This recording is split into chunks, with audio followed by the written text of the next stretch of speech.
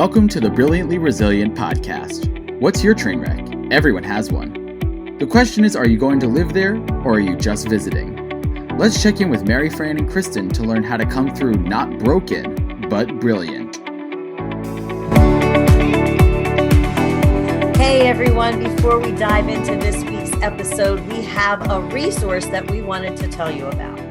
Transform every week of yours with our Brilliance Bit that will deliver right to your email inbox. Sign up for it at brilliantlyresilient.net and keep living brilliantly resilient. Hey everybody, welcome to another episode of the Brilliantly Resilient Show. I'm Kristen Smedley here with my partner in crime, Mary Fran Bontempo, and we are going to light up the airwaves today with another local Philly person that we just love having Philly area in the house here, Jeffrey Abramowitz.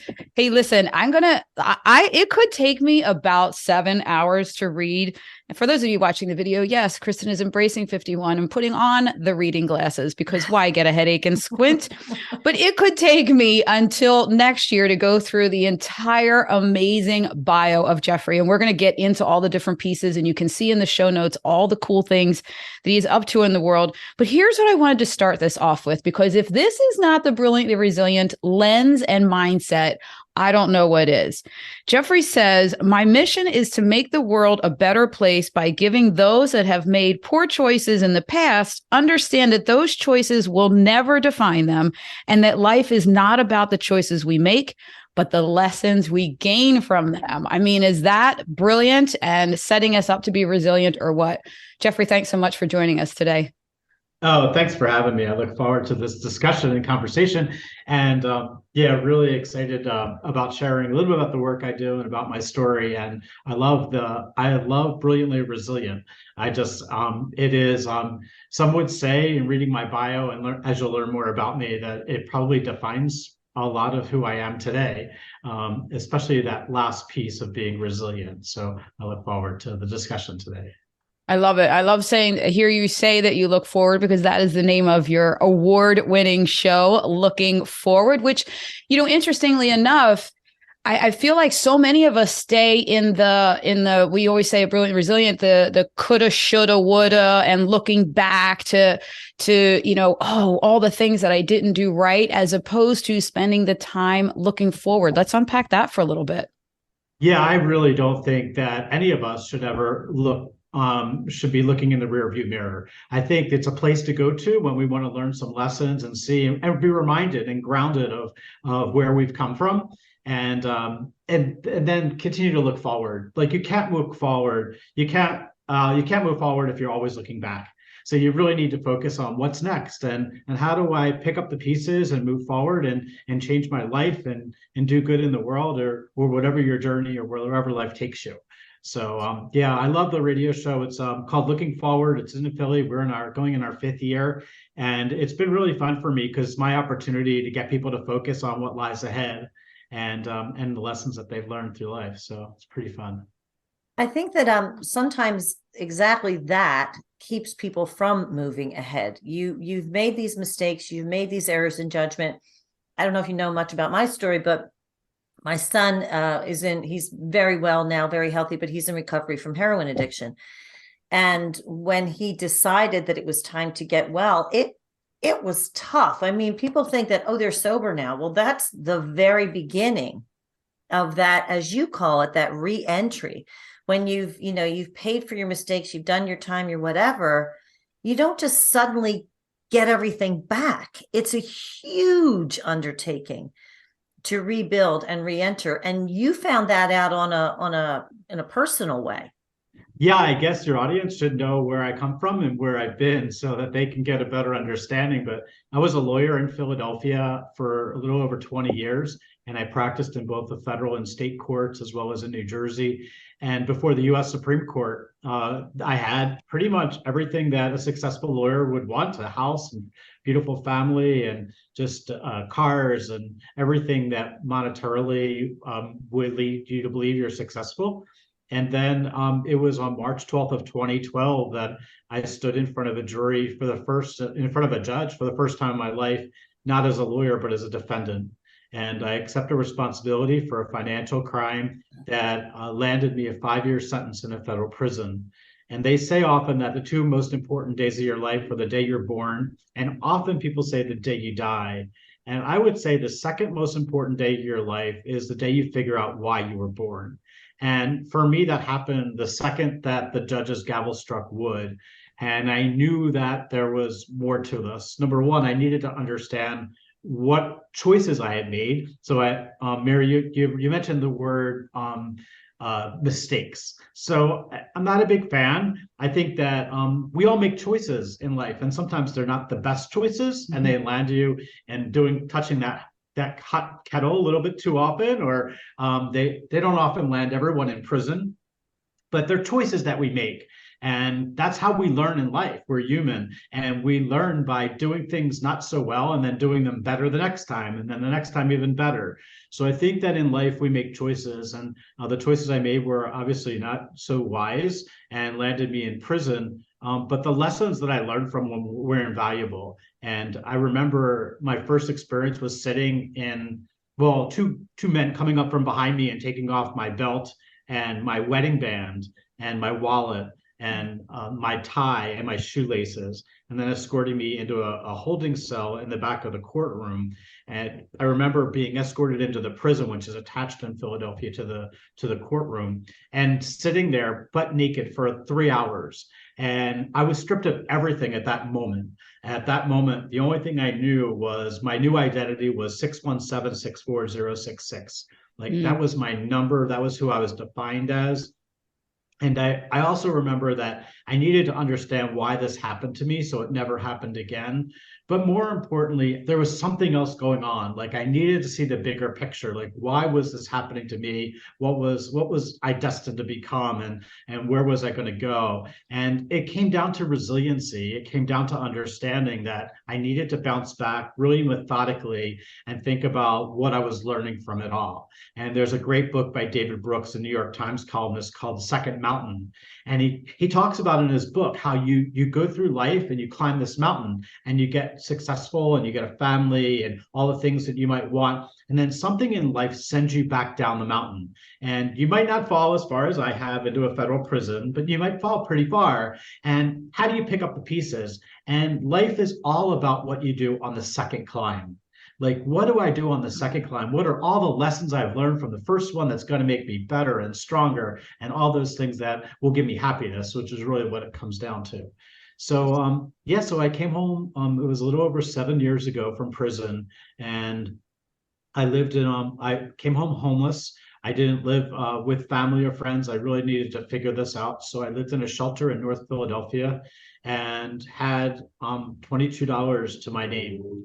So I know what it's like to live in a shelter and to be homeless. And my first job was teaching GED math at Broad and Lehigh at Community Learning Center, which is now Beyond Literacy, and understanding the challenges that men and women that are Black and brown and people that are in poverty and suffering from addictions, getting to see firsthand what those challenges are, and how maybe I could help guide some people to the same place that I was looking for, that place of just success and being happy.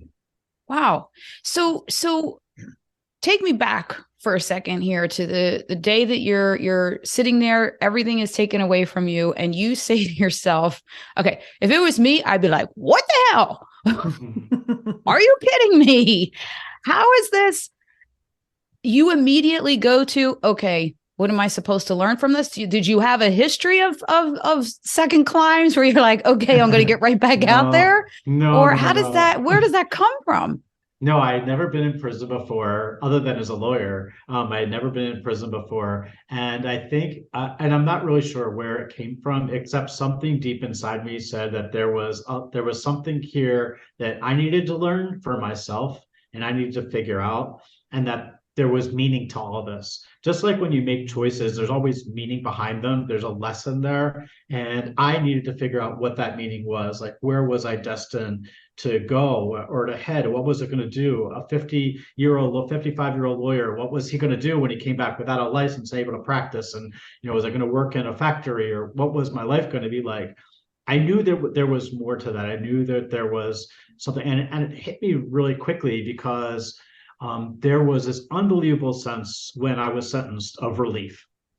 And I know it sounds horrible, but there was this tremendous relief that I could go on to the next chapter of my life. Like I was closing one book and opening up another, and I could define what that story was going to be. I could write it. I could dictate exactly what choices I was going to make and do and where I was going to land.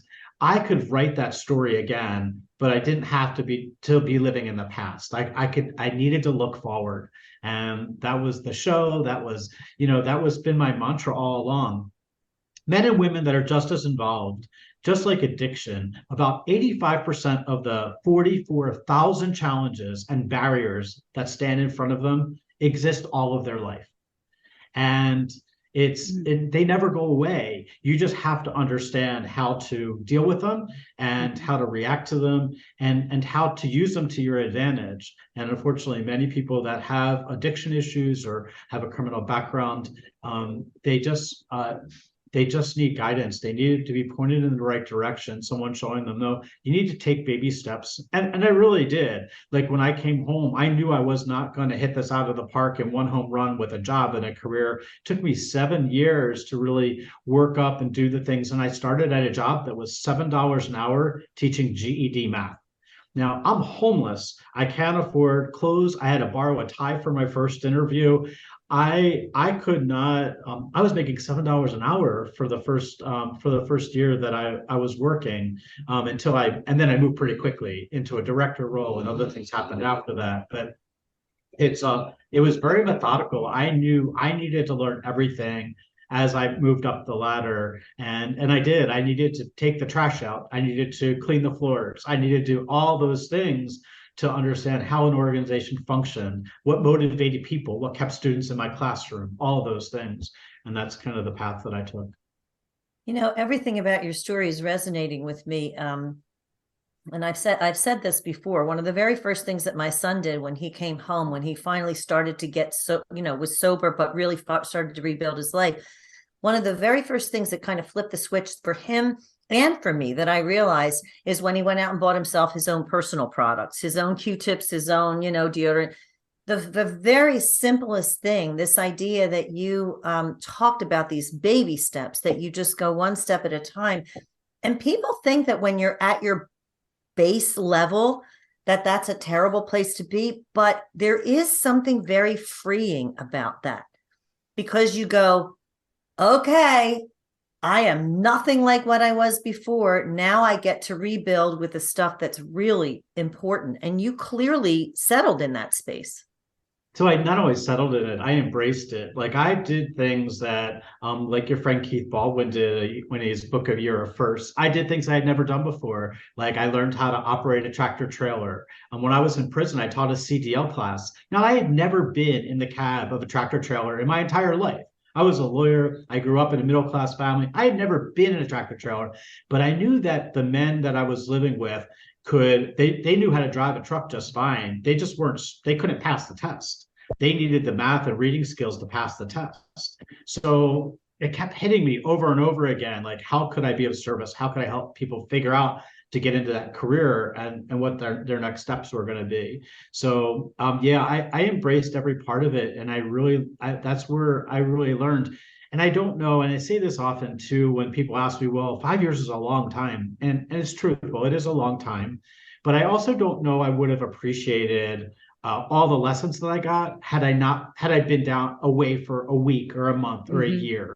I think it took me to really lose everything, and literally everything. My family, I got divorced while I was away. I have a wonderful daughter who stayed with me, who's just a rock star.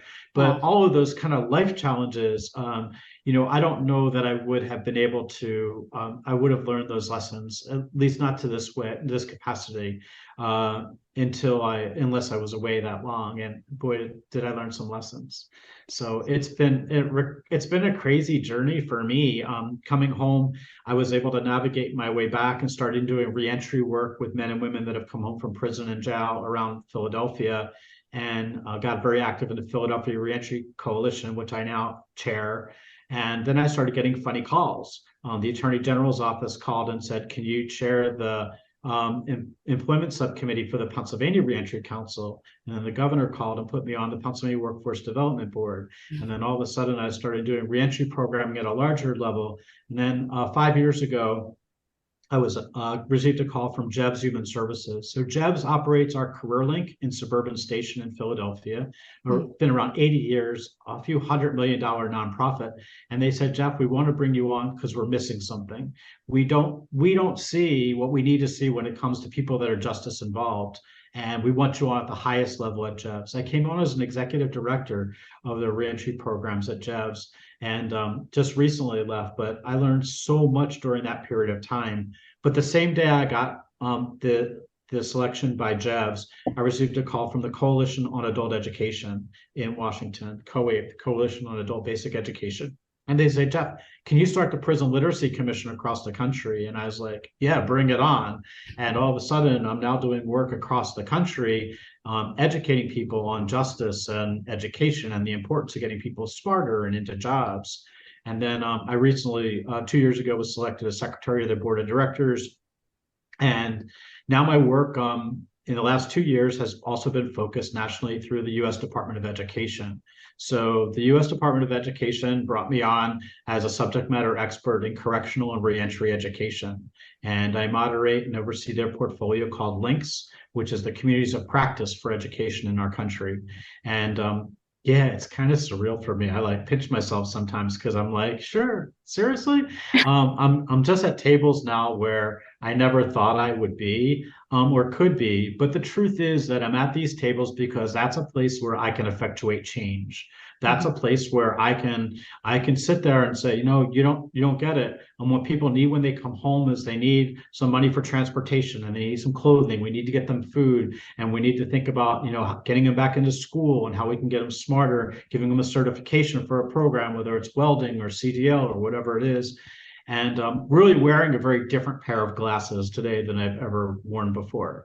So it's been a really humbling ride, and I'm in a position now. Recently, I'm in my 4th week in my new job. So I took a job as the chief executive officer of the PD Green program. So PD Green program is a national program that does educational support for men and women inside of correctional facilities across the country. And we use college students across the country to help our men and women that are justice involved get smarter. And they go into the prisons and jails and they help them get their high school diploma or bridge to college or get into a certification program. And it's just a remarkable organization. And I'm so grateful to be leading it. But I lead it here too with the same pair of eyes, thinking about what was it like for me when I was incarcerated and when I was tutoring inside and when I was teaching classes. And I taught over 60 classes while I was away. And what were the things that I learned most when I was away, and how could I be using it now to build this ever-growing organization? So it's been kind of fun. Wow.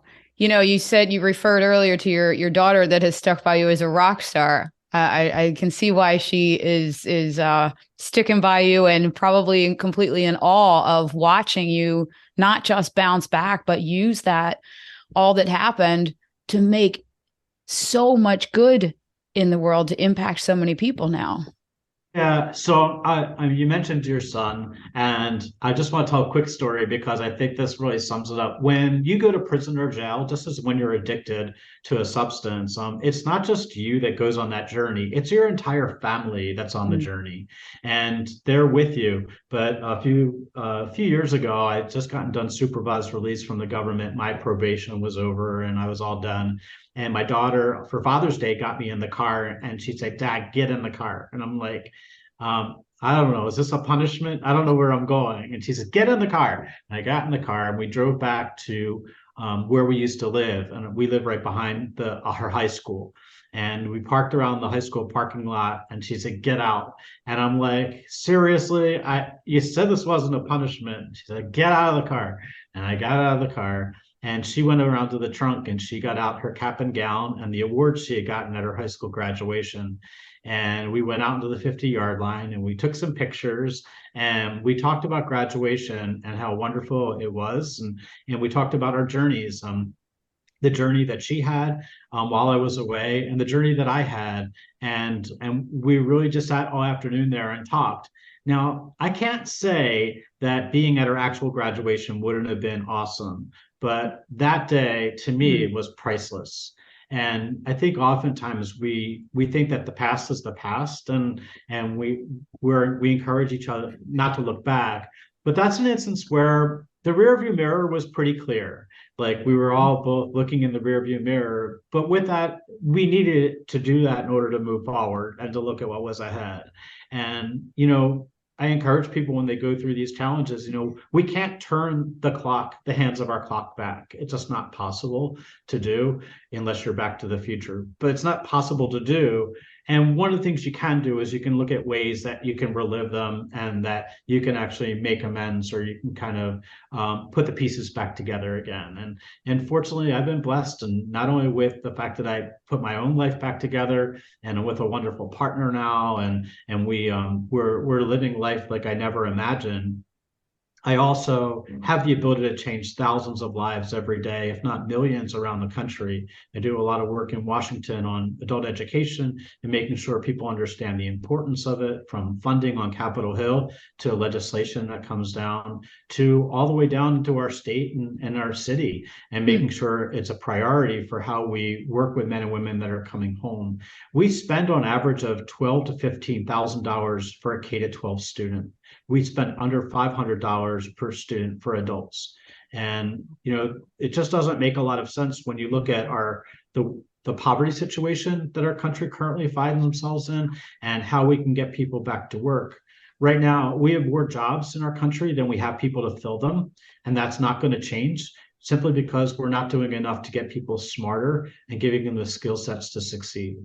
You talked over and over, you've mentioned the word education many, many, many times in this conversation. And I think one of the challenges for society in general is we think of educating students, children, young people. We don't recognize, and when we talk about continuing education for adults, a lot of times it's a pottery class at the local Y, but there is a whole segment of the population that was underserved as children, made some choices, ended up in situations, but now are hungry for that education and now are ripe for it. And I think there's an element of, again, we talk about the brilliantly resilient lens, looking at things through that lens. And you talked about looking at things through a certain lens. We have to stop putting people into these categories where, okay, you're a kid, so this is where your education is. We have to recognize that education not only can be a lifelong thing, but often is the lifeline for people in that situation who didn't receive the education, weren't prepared to accept it at a certain point in life, but now need that to move forward and to look forward to build a life for themselves. So I want to take it a step further, because I was asked recently by a past U.S. Secretary of Education, what my impact is. And I know him pretty well. It's Assistant Secretary Scott Stump. He's no longer in the position, but he asked me, Jeff, what's your impact? How do you, and I said, look, I really can't tell you that. And he's like, well, I know you keep data. I know your numbers are good. What's your real impact? And I'm like, and I said to him really frankly, that my impact is not with the individual that I work directly with. If I help somebody get a high school diploma or get into college, that's wonderful. But the bigger picture is their 5-year-old who goes to school with a full belly, who wears a good pair of sneakers and a warm jacket, who sees mom and dad at parent-teacher conference and is proud of mom and dad and wants to go on and not only finish grade school or high school, but go on to college and be successful. And that stuff is generational. And we've not figured out a way really how to quantify that. But imagine if we could, because the truth is that although I'm working with those individuals, that this is generational change that's happening. And the more we can understand that, I think the better off that we're going to be. Wow. That is huge. You're right. You do impact the entire family and generation. I'm having this epiphany moment here. And I want to take our listeners to this moment. I was going to ask you earlier because I'm still, this is why I couldn't read your bio, because we would have been here for 7 hours because I wouldn't be able to get it all out, all that you've done. Now I want listeners to come back to that moment where you're sitting there with nothing and you made the choice to learn everything you could out of the moment and make an impact. And I was going to ask you earlier, were you feeling any shame? Because shame blocks us so much. But what I'm realizing is you took responsibility. I work with the blind community. As I mentioned, I have 2 blind sons, and we talk about taking responsibility instead of the blaming systems and blaming situations and all that. And what I'm hearing you teach me here is that you took responsibility for your choice and where you were going to go with it. And it seems to me that dropped the shame, or didn't give shame any real estate in your mind, and you were able to move forward. Am I saying that right? So maybe, yes, you're saying it very right. But I think maybe what happened was that when the judge's gavel struck wood and I left the courtroom that was packed with news media and family, that it couldn't get any more shameful than that. And when I was back in the holding cell, I needed to accept responsibility. That was the very first thing that had to happen. I needed to accept responsibility, so much so that even today, self-responsibility is a core principle that I live by every day. I can't walk down the street by a homeless person and not engage them. And engaging them isn't giving them money. Engaging them is saying, how are you doing? Is there some way I can help you? Just have a nice day. I take self-responsibility for everything that goes on in my life. And too often in our justice setting, in our addiction settings, we don't take that responsibility. And the bottom line is no one else forced us to do it. I mean, these are the choices we made. We should accept them. We should learn from them. And understand that it's okay. We have to bring humanity back into our system where we just understand it's okay to make bad choices. It's okay, to do things and them not work out so well. But that self-responsibility piece has got to be the very first thing that you accept. And if you can't do that, and I often hear people come home, well, I shouldn't have gotten 2 years, or it wasn't my drugs, or I should, it was all his fault, or they got me in trouble, or if I only had money. And the reality is you can excuse it away, but I promised myself when this all started that no matter what flowed from my actions, that I was going to accept that responsibility. And should I have gotten 5 years? No, I think a lot of people do a lot worse than I did and get a lot less. But the truth is that I opened that door. And I needed to accept responsibility for everything that came in that door afterwards. And no matter what happens to you, if you're in the justice system, and don't get me wrong, there are people behind bars, 2% of all the 1.2 million people or 2.1 million people incarcerated get exonerated. So think about that. 2% of 2.1 million people are totally exonerated. They did not do the crime. That means 20,000 people today sit behind our prisons and jails in those walls and did nothing wrong. I get that part of it. But if you open the door and you recognize that you made those choices, then you need to accept them. And that self-responsibility is probably one of the first keys to all that. Well, and I think also there's should be an awareness of the fact that when you do make certain choices, you lose your ability to control the situation, because you give that, there are societal norms, there are laws, there are things like that. So that self-responsibility piece is so important. But I think another way that people could look at it is, hey, I'm giving away my power here. When I make these decisions that put me in a situation that somebody else gets to say, well, you're going to jail now. I think that's a way that people can look at it, that, as you said at the very beginning, they don't see it as a mistake. They recognize it as a choice that they made. And if you see it as giving away part of yourself to when you put yourself in that space where other people get to decide your future, that might be an impediment to making better choices, or to making poor choices and making better ones in the future. Yeah, so you raised a really good point, but I think power is all relative. There's a justice power our justice system has, our prosecutors have, there's a justice piece of power, but there's an internal power that we all have. And that's something that you control. So yeah, I could have sat back, and as Kristen said, I could have sat back and said, all right, let's do my time, get out, I'll go do whatever I can to make some money. But there's an internal power that you have that you control the ball now. And for the longest time, I guess that relief was part of other people controlled the ball. They controlled what was going to happen to me, where I was going to be, where I was going to go. And I went to a really pretty stiff prison. By prison terms, it was just below a supermax prison, and eventually made my way to a lighter prison afterwards. But these are choices that I made, and that kind of that I did. I just accepted that reality that that's the way it was. But I controlled the ball. I controlled my destiny. And there's something truly invigorating about that when you control your destiny and you can decide what you want to do with it. And little things like I had a tremendous fear of heights. And when I came home, I said, you know what, let's do it. And I started walking across the Ben Franklin Bridge every other day. Wow. Just to get over the fear of heights. That's taking it on.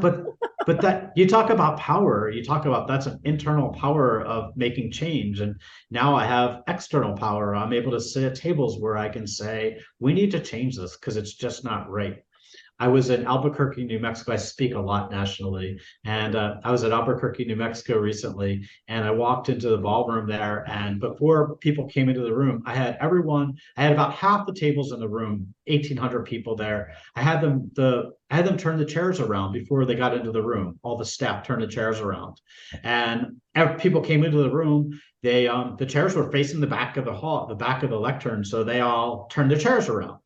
And by the time the hall was filled up, everyone was now seated and everyone was now facing the front of the stage. And it was a social exercise, but it was really poignant because I mentioned to them that I had turned the chairs around intentionally, and they saw that something wasn't right. And they took the simplest action by turning the chair around.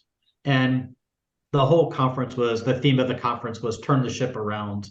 It was down in Tampa, Florida, or it was in New Mexico. It was turn the ship around. It was all about pirates or whatever.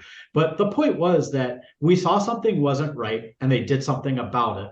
And too often we see something's not right and we just don't do anything about it. And we're the first ones to criticize it and to speak up about it. But it's simple if you can just take one little step and just turn the chair around. So next time you see something that just doesn't make sense or isn't right, or that homeless person that's sitting out on the corner and you can get them a cup of coffee, or you could just acknowledge their existence, think about turning the chair around, just doing something small, and it can really change people's life forever.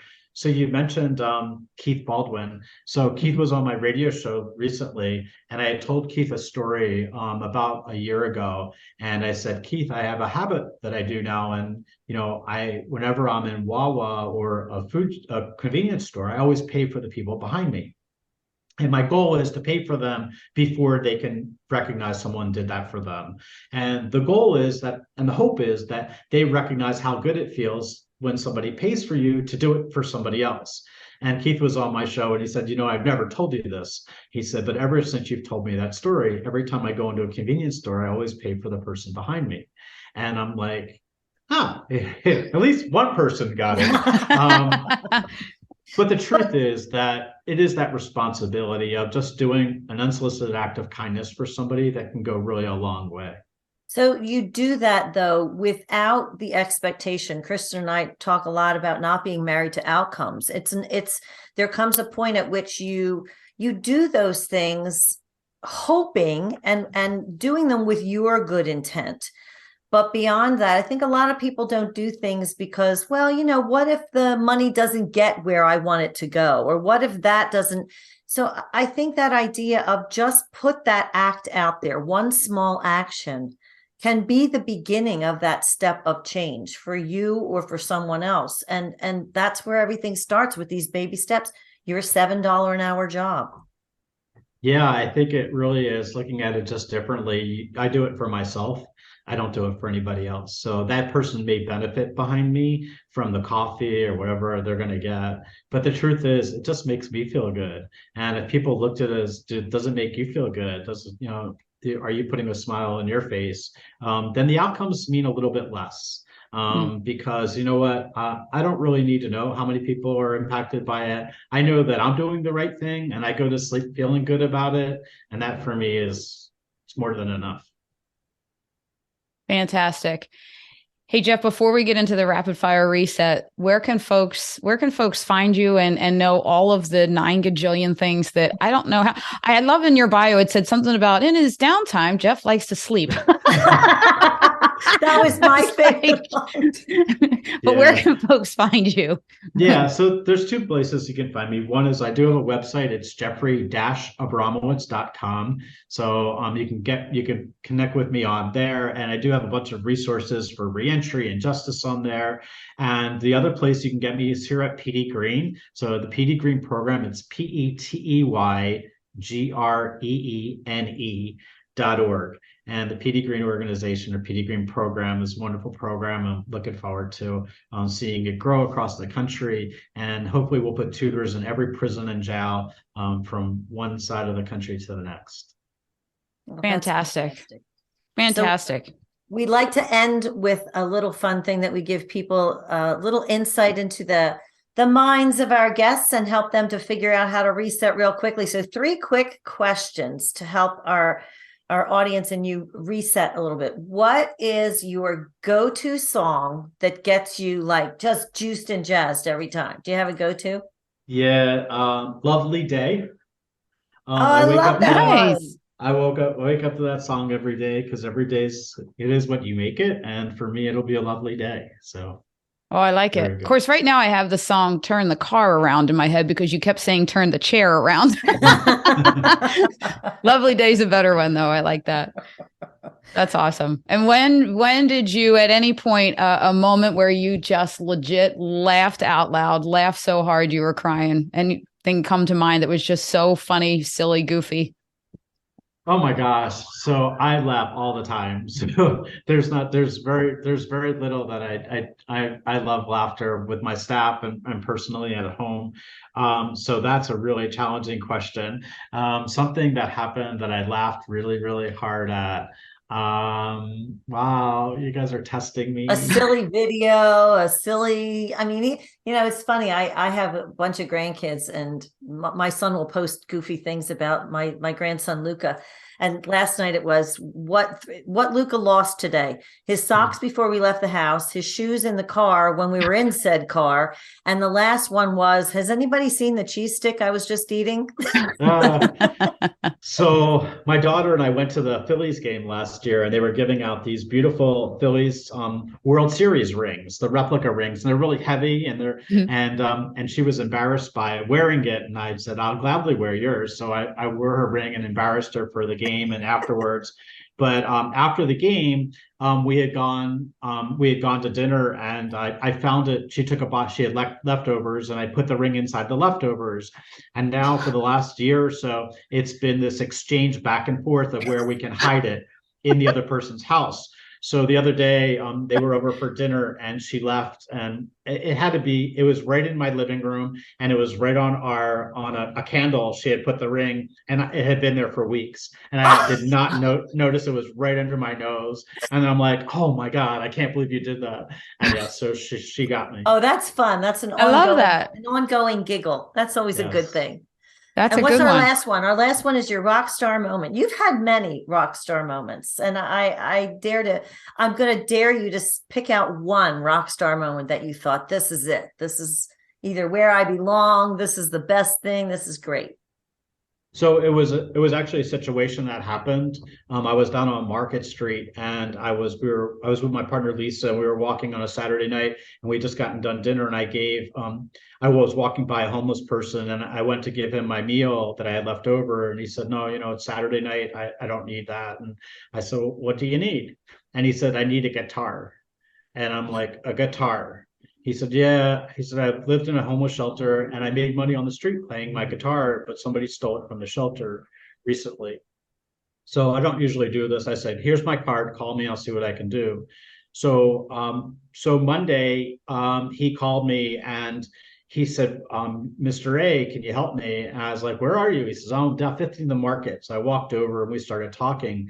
And it turns out that he was used to be a sous chef in a big restaurant in Philadelphia and got into drugs, had no family, put himself in and lost everything, including his home and his knives and all his culinary, all the stuff that he had. So I went back and put a feed up, which I never do, asking anything for anybody. And I asked for a guitar. And within an hour, I have a very large social media presence. I have like 20 something thousand people on LinkedIn and Facebook. And I put a feed up and said, I need a guitar for a friend. And we got a guitar and an amp and picks and all the things you could use, and was able to catch up with him later that day. And it was as if Christmas had just come in the middle of the summer. And to me, that was the ultimate, because number one, I had the resources to help somebody and was able to not only help him with the guitar, we ended up getting him a job and getting a place to get a meal and to get some shelter. So yeah, I think for me, that was it. I think it was that moment I said, God, I could do anything. So and that was it. Something you certainly wouldn't think of that just not only made somebody else's day and life, but lit yours up. Jeffrey, thank you so much for joining us. This has been an incredible conversation, and I think a really eye-opening one that people need to hear more about. So thank you. Well, you're welcome, and keep going forward with Brilliantly Resilient. And I'd love to have both of you on my show at some point in time. That'd be wonderful. Share about the work you guys are doing. Yeah, that's awesome. That'll be awesome. Well, thank you so much, Jeff, for sharing your story, giving me so many brilliant moments during this. I don't know how we're going to choose the brilliance bit, that we're going to have to choose one thing. That's one of our most popular things here at Brilliantly Resilient. And you can get the brilliance bit sent right to your email inbox if you go to brilliantlyresilient.net. Blink 3 times and a magic window appears. You drop your email in. Your email is safe. We don't know how to share it with other people, so it is perfectly safe.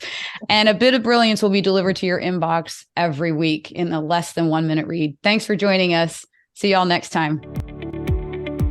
Thanks for tuning in to the Brilliantly Resilient podcast. Join our Facebook group and follow us on YouTube to be inspired with tools to reset, rise, and reveal your brilliance.